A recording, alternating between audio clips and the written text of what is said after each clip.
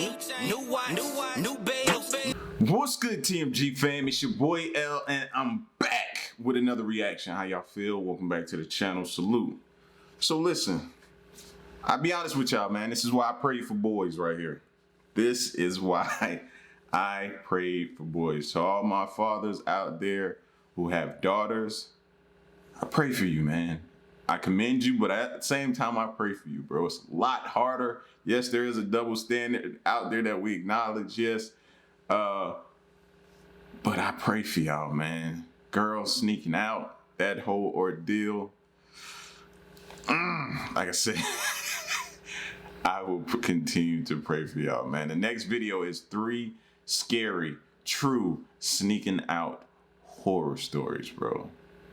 Honestly, bro, I don't know what, and I'm just taking from my experiences in my childhood, teenage years, man, of just being a part of the whole sneak out process, trying to get a girl to sneak out to come see you, meeting up with them, different things like that. You know, just us being teenagers, man, little horny little teenagers or whatever. Oh man, this is just, cringe. I cringe thinking about it, man. Praying for y'all out there though with daughters. Here we go. Let's check this out.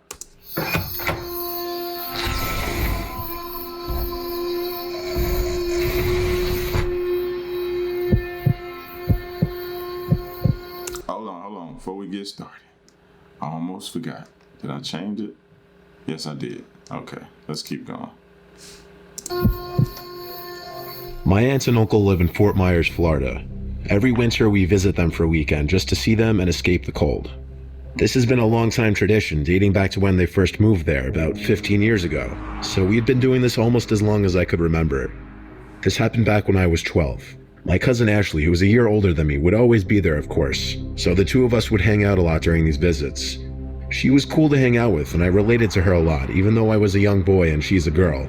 She'd always be down to do the cool stuff that I'd normally do with my friends at that age. After the family dinner on the first night there, we all watched a movie together.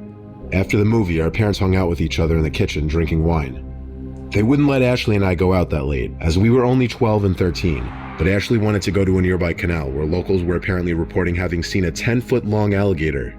Basically, we both wanted to go see if we could find the gator after she convinced me. We snuck out through the back door while our parents were still in the kitchen. On our way to the canal, we stopped at the 7-Eleven on the street so we could get some snacks on the way. The cashier already told us to be careful out there, implying it was late for us to be out. The streets were deserted at this hour. The area of Fort Myers in which they live is on the significantly quieter side. We walked for like 10 minutes, and the closer we got to this canal she kept talking about, the swampier the sides of the road started to get. Ashley froze in front of me and looked straight ahead. She pointed ahead and said, "What's that guy doing?" I saw right away what she meant. At the far end of the street, there was the silhouette of this man just standing completely still on the sidewalk. If he was walking or perhaps looking down at something in his hands, it would have been different. But him just standing still doing nothing, apparently looking off straight ahead, it just sent shivers down both our spines. Ashley said this was the only way to get to the canal, unless we cut through people's yards or gross sewage type water. So we continued walking, but slower, more cautious now. We were half the distance from the man now, when he suddenly turned around. I don't mean he turned his head. No, he literally turned his whole body around at once without even taking a peek to see if we were coming first or anything. We stopped. He was facing us, no doubt. There was a bit of a standoff for a few seconds before he lifted his arm and started waving at us. It wasn't a normal, gentle wave of a hand. No, he was waving his whole arm. It soon transitioned into him making a come here motion with his arm. Ashley and I looked at each other, then started running away down the street, back the way we came. We got winded pretty quickly and stopped to catch our breath in front of some small yellow house. We sat on the grass of the property for a second, just gathering our thoughts. Ashley told me there are a lot of weird people that live down there, especially in the area we were just walking. Now That would have been something you should tell me before we go there, bro. Like, I would have loved to have that little tidbit of information before we made it here, actually here. Understood why her parents didn't want her out this late alone. We got up after a couple minutes and started walking back to her house when we saw him again. That guy was at the end of the street, not moving once again. He was as still as he was before. His same exaggeratedly stiff, arms flat at side posture. He was directly under a streetlight this time, so we could see his features. He was like 40. His hair seemed to be slightly slicked back.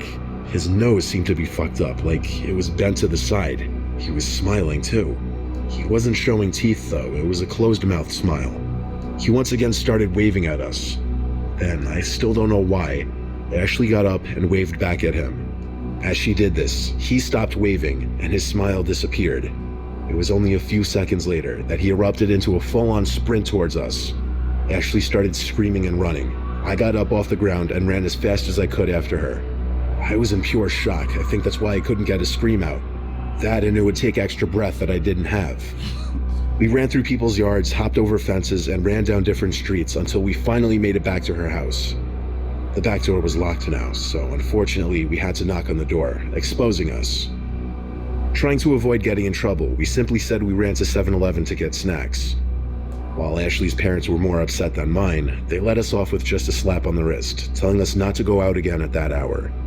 That man's face lit up under that streetlight still terrifies me to this day, 10 years later.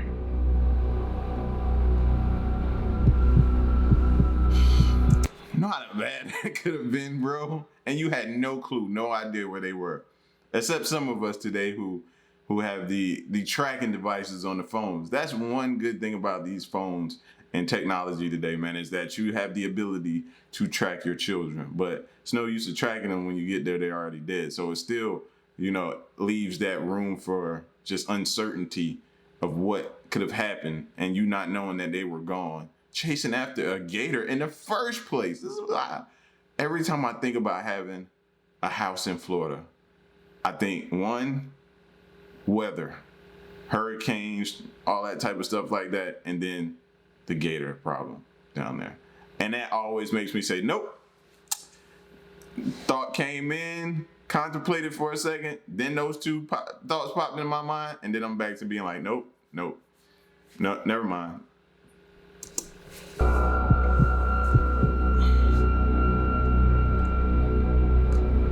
My two friends and I were having a sleepover on one of the last summer nights before the new school year started.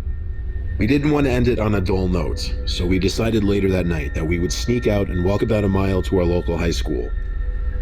We live in a small town in the middle of bumfuck Massachusetts, so everything is close.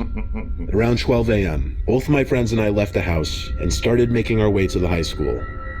The way there was uneventful, just us walking down the road laughing, sometimes yelling, just being typical dumb teenagers like always.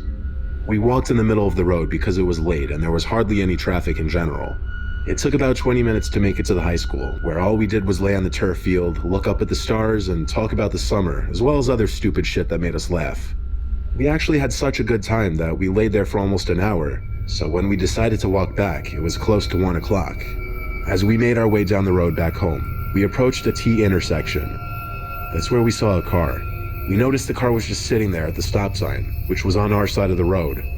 We could only see the headlights because the rest of the car was blocked by a row of trees. No cars were coming either. Of course, it was 1 o'clock in the morning, but the car didn't move. It just sat there. My friends and I continued to approach the intersection. Suddenly, the car slowly moved further out of the intersection, turned in our direction, and began driving past us. We made out the car to be an old white Mustang. As it passed, my friend yelled something stupid about the car being a V6, making fun of it. It was funny for about 0.8 seconds until the vehicle slammed on the brakes. I felt my heart go into my throat as the car peeled into a fast U-turn. I yelled to my friends, "Run," and we all ran down the street. We ran onto the joining road where we first saw the car coming out of. As soon as I made it near the row of trees, I jumped into the woods. So did my friends a few yards down the road. We had about 3 seconds to spare before the car turned down the road. He started slow rolling down the street like he was looking for us, and when he didn't see us, he stopped. Out stepped 2 large men, one holding a massive rod. I muttered "fuck" under my breath as I hid in the leaves. They began walking towards the tree line. I quietly covered my mouth to conceal my breathing. My heart was beating so fast and hard I felt like they would hear it too. The driver, who had a big metal rod in his hand, yelled threats at us into the woods. He continued looking into the woods, along with his buddy. I could feel their eyes pass me over and over again. They just stood there, watching, listening for one of us to make a sound. If he walked only a few more yards from the tree line into the woods, he would find me. His buddy said, "Fuck it, let's go," as he started walking back to the passenger side of the car. "There'll be others out," he said. The driver took one last look into the woods and hopped into his car. So they were sitting there waiting on kids to come around. There'll be others later? Yeah. The car turned around and took off back down the road past the high school leading out of town. I stayed in the woods for another couple of minutes, waiting to see if the car would come back, which it didn't. I stepped out along with my friends further down the road, and we all ran all the way home. We made it back and tried to enjoy the rest of our night. We tried to laugh about it later, but deep down, we knew how scary that was. We thought it was just another crazy experience until 2 days later, when we found out through some local friends of ours that a white Mustang was stolen and involved in a robbery from the next town over, the same night we were chased. I could only imagine what would have happened if those two men decided to walk further into the woods. Y'all wouldn't have been going home. That's what I can imagine. Dudes was waiting on somebody to come through like that, and y'all was the perfect opportunity for them. Did y'all play out the visual when he was like, "I'm laying down, and now I have to cover up my hand with my mouth to cover my breathing"? That's typical movie stuff, right? Yeah. I better be careful out here, man. The crazies is out.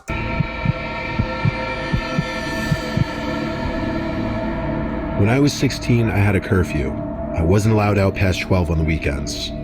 My friend Jose was lucky enough to not have a curfew. It was a Saturday in 2013. My parents were asleep.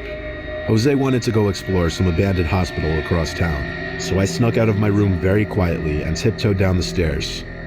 I exited through the back door and grabbed my bike from the shed, then I left on my way to Jose's house. From there, I met him and we rode across town. It took about 10 minutes. I followed him the whole way, until we ended up at this fenced-off property. Inside of the perimeter was this tall brick building. It didn't look that old. It was once an active hospital many years ago. The town just never bothered to tear it down. We parked our bikes in a big bush out of sight. Next step was hopping the fence, which was easy. The third step was finding a way into the building. We scanned the perimeter by walking around the building, until we found a basement-level window that was already broken open. Jose went in first. I shined my flashlight into the window for him so he could see. It looked a little scary down there, considering how dark it was.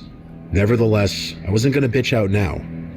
It was my turn to enter while he held the light. Once we were in and both had our flashlights on though, it was pretty well lit. There wasn't much in this basement level we entered into. It seemed to be mostly for storage and boiler type rooms. We found a stairway upstairs, and once we went through this rusty door, we were on the main floor, in this hallway that still had some of the lights on. It sounds weird, but having some of the hospital lights still on just made this more eerie. Like we were a little more worried about running into someone. It's not like the whole place was lit up. There would be like one light on here and one light on down the hall, with lots of pitch black corners and dark gaps in between. There was also this loud buzzing, whistling sound that we couldn't pinpoint. It was kind of creepy. We started exploring by taking a look into each little room. Most of the expensive stuff seemed to be cleared out, like the beds and equipment. The place was kind of clean for an abandoned building, though. It seemed not many people explored it. That or just previous people didn't trash it. Though there were some holes in the walls, and some things thrown on the floors, as expected. There was one room with the door closed. We tried opening it, but it was locked. Extremely weird, considering every other door was opened. Jose had a good point, though. Patients' sleeping room doors aren't permitted to have locks on them, so that meant something was blocking the door. We also heard noises on the other side of the door, like very, very light thump sounds. We went into the adjacent room, and there were a bunch of tiny holes in the walls. There was one hole in the wall adjacent to the next room over with the blocked door, a hole big enough to look through. I quietly got on my knees to look through it. My eyes had to adjust to the darkness, but after a second, I could see a woman in a long white dress, leaning on the far wall, seemingly looking at the door to the room. I was truly about to piss myself after seeing her. I whispered to Jose to look. He didn't believe me, but when he looked through the door, he gasped. We whispered to each other, wondering if we should get out. Jose said yes. You think? Nah, just stay. Just see what her intentions are. Maybe she just want to talk. Maybe y'all are the first person to come visit. She want to have a whole conversation with you. That's what it is. He stood up and went to the door to the room. I got on my knees one more time to look through the hole again. As I put my eye up to the hole, the entire room was now blocked, because the woman had gotten on her knees and was looking through the hole back at me with this huge smile on her face. I screamed so loud it definitely echoed throughout the whole building. Jose didn't even ask why, he just ran for it with me back to the way we came in the basement.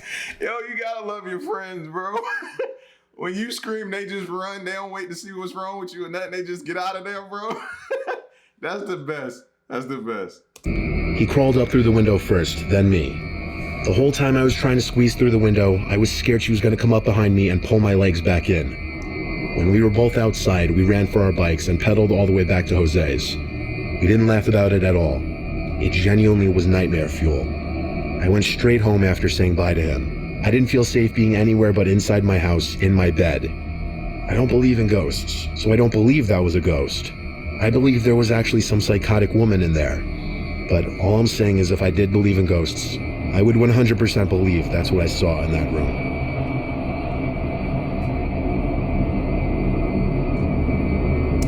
Yeah, see what you get yourselves into, exploring abandoned places, hospitals, buildings, homes.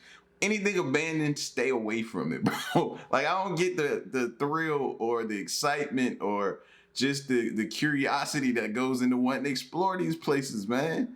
I never find myself saying, driving along down the street, and I see an abandoned place. You know what? Yeah. That looks like something I want to explore. Found something to do today. No, never.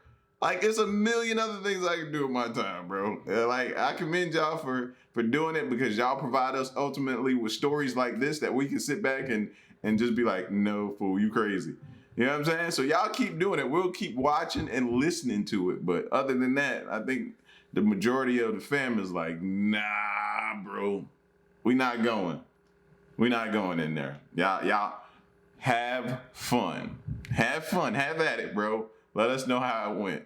You come back telling me a crazy woman is in there. Yeah, I would believe you. I ain't gonna call you crazy. I'm gonna call you stupid for going. But I ain't gonna call you crazy though. You know what I'm saying? But yeah, man. Shout outs to this is Mr. Nightmare. Yeah, shout outs to Mr. Nightmare, man. 3 scary, true, sneaking out horror stories. Now, alone to sneaking out, but just at that point as a parent, you'd just be happy to have your child or children back safe. You know what I mean? You'll deal with that part later, but just to get them back safe, that'd be the ultimate relief right there. You know what I mean? So y'all get at me in the comment section, man. Let me know what y'all think. Leave a like, share the video, subscribe, and stick around and stay tuned. Till the next reaction, man. I'm out. Peace, y'all. Stay solid. Hey.